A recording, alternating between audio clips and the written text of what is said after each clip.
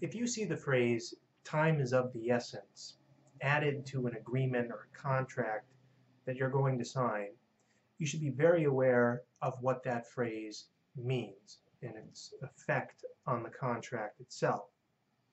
So you'll see the phrase "time is of the essence." It's usually added after dates in the contract, or it can be its own clause in the contract.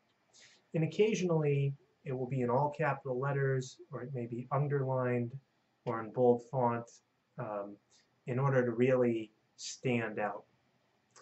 What it means is that there will be no flexibility whatsoever regarding dates and times in the contract.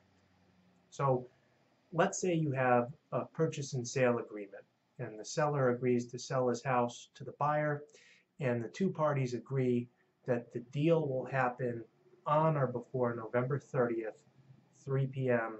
at the Registry of Deeds. If the contract or the purchase and sale agreement then says time is of the essence, then both sides need to meet the terms of the agreement and close by that date at that time.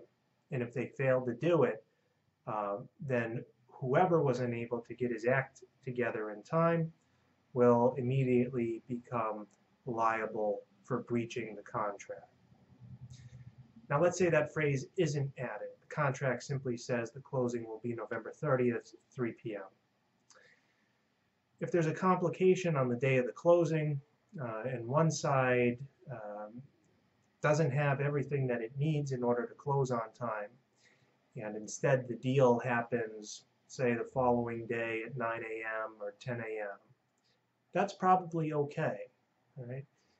And the side that could not close right on schedule may not be liable for anything, because the industry standard in the area is to give each side, an additional 12 hours to a day of leeway in order to meet all of the terms of the agreement.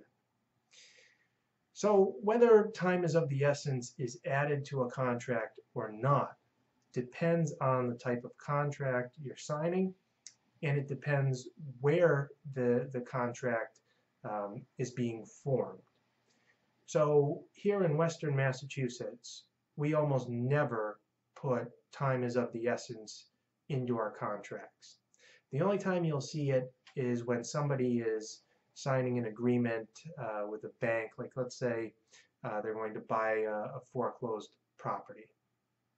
The bank will have the buyer sign this ridiculous purchase and sale agreement, 50, 60 pages long, completely unconscionable. It'll say all the way throughout it, time is of the essence, time is of the essence, and the bank won't take it out. So it's really the only time here in Hampden County when lawyers just sort of take it for what it is and allow their clients to sign. Every other instance, the lawyer will want it out of the agreement. However, if you go to Eastern Massachusetts, time is of the essence is in almost every contract that's signed. No matter how small the contract, the lawyer is going to insist on it being put in there. So if you're going to sign a contract and you see that phrase in there, time is of the essence, especially if you're here in Western Massachusetts, you should ask your lawyer, why is it there? Why do we need it?